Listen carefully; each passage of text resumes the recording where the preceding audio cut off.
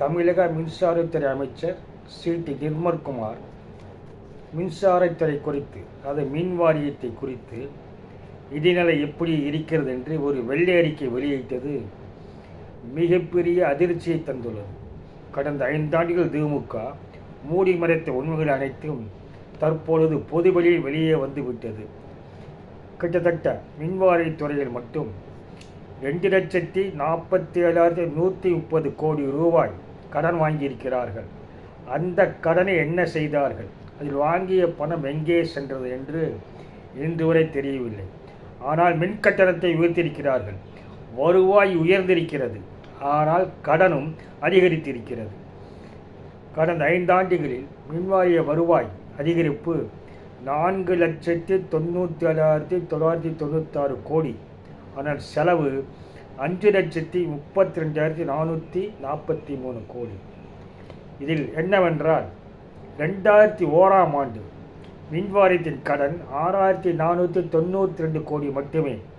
ஆனால் 2026இல் 38 மடங்கு உயர்ந்து 2,47,130 கோடி கடன் வாங்கியிருக்கிறார்கள். இந்த பணத்தை என்ன செய்தார்கள் என்பதுதான் யாருக்கும் எதுவும் தெரியவில்லை. அதை தவிர மின் வாரியத்திற்காக கொள்முதல் செய்யப்பட்டதில் 58,000 கோடி லஞ்சம் முறைகேடு நடந்துள்ளது என்று தெரிவிக்கிறது.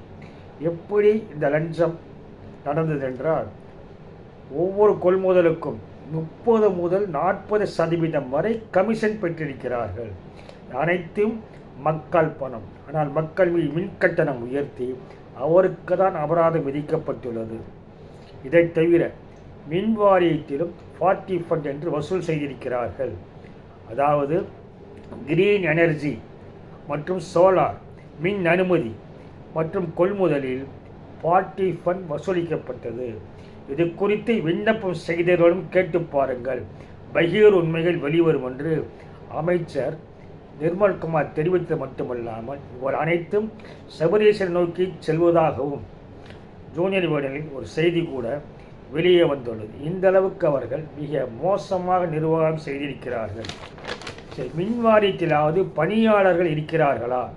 இத்தனை லட்சம் கோடி வாங்கி பணியாளர் நியமித்து அவர்களுக்கு சம்பளம் தந்திருந்தால் கூட பல குடும்பங்கள் படைத்திருக்கும். ஆனால் இவர்கள் கடந்த 5 ஆண்டுகளில் மின் வாரியத்தில் யாரையும் வேலைக்கு எடுக்கவில்லை. மொத்தமாக எடுக்கப்பட்டது 343 பேர் மட்டுமே. அப்படி என்றால் மின் வாரியத்தில் மொத்தமாக பணியிடங்கள் எவ்வளவு? 1,40,635 பணியிடங்கள் உள்ளன. ஆனால் காலி பணியிடங்கள் அதில் சரிபாதியாக 65,921 பணியிடங்கள் நிரப்பப்படவே இல்லை. இந்த நிலையில் 10 நபர் செய்த வேலையை ஒருவர் செய்ய வேண்டியுள்ளது. ஃபீஸ் போனால் கூட கேரியர் போடுவதற்கு கூட ஆள் இல்லாத சூழ்நிலையில் தான் மின் வாரியத்தை வைத்திருக்கிறார்கள். அப்படி என்றால் இவர்கள் வாங்கிய கடன் எங்கே போனது? 1,50,000 கோடி எங்கே போனது என்று கண்டே பிடிக்க முடியவில்லை, தெரியவில்லை என்ற அளவுக்கு அதிர்ச்சி தரும் உண்மையை அவர் வெளியிட்டுள்ளார். அடிப்படை கட்டுமானங்கள் எதுவும் செய்யவில்லை. அதை தவிர திமுக ஆட்சியில் கேங்மேனாக இருந்த 5,391 பேருக்கு பணி நியமனம் கூட வழங்கப்படவில்லை. தற்பொழுது தவேக விஜய் ஆட்சியில் 15,058 பணியிடங்கள் நிரப்புவதற்காக உத்தரவு பிறப்பிக்கப்பட்டுள்ளது. குறிப்பாக